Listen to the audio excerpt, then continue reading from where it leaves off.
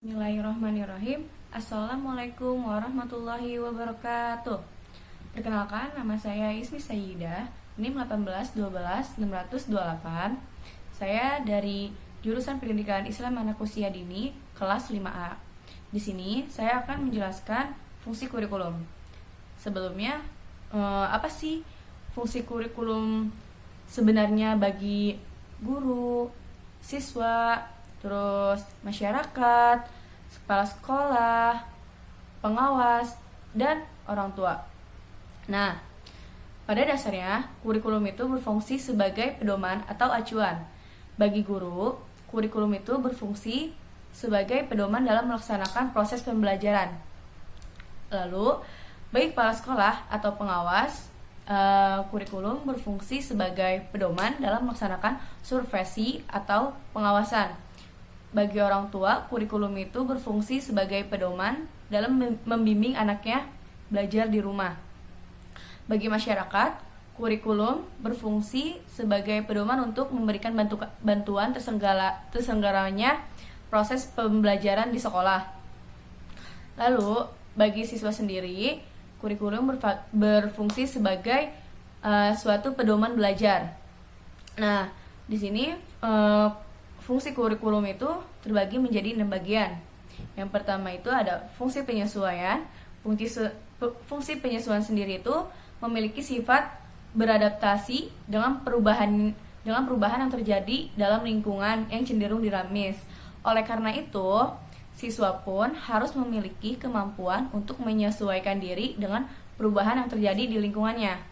Lalu, yang kedua itu ada fungsi integrasi atau the integrating function gitu. Jadi kurikulum integrasi itu mampu menjadi alat pendidikan yang dapat membentuk pribadi-pribadi yang utuh serta berintegritas di masyarakat. Oleh karena itu, siswa harus memiliki kepribadian yang dibutuhkan untuk dapat hidup dan berintegrasi dengan masyarakatnya. Lalu yang ketiga itu ada fungsi diferensiasi atau the differentiating function gitu deh pokoknya.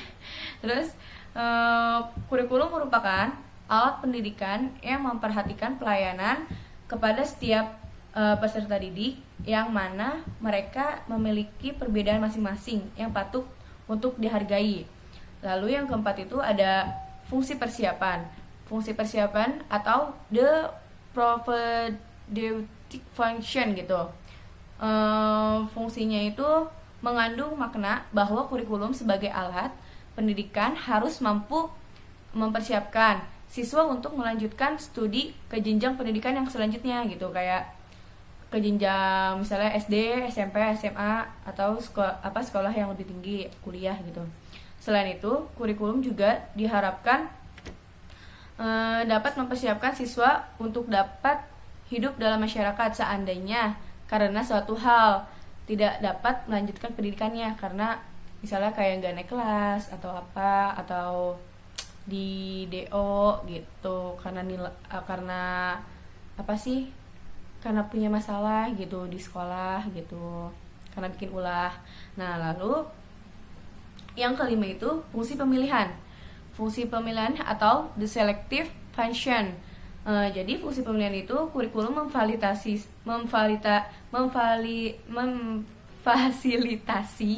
para peserta didik dengan cara memberi mereka kesempatan untuk memilih program belajar yang sesuai dengan minat serta bakatnya gitu. Jadi harus sesuai dengan minat bakatnya si siswa tersebut gitu. Lalu yang terakhir itu yang keenam, fungsi diagnostik atau the diagnostic function gitu. Fungsi diagnostik mengandung makna bahwa kurikulum sebagai alat pendidikan harus mampu membantu dan mengarahkan siswa untuk dapat memahami dan menerima kekuatan atau potensi dan kelemahan yang dimilikinya. Apabila siswa sudah mampu memahami kekuatan-kekuatan dan kelemahan yang ada pada dirinya, maka diharapkan siswa dapat mengembangkan sendiri potensi kekuatan yang dimilikinya atau memperbaiki kelemahan-kelemahannya tersebut gitu. Baiklah, kurang lebihnya mohon maaf. Wabillahi taufiq wal hidayah. Wassalamualaikum warahmatullahi wabarakatuh.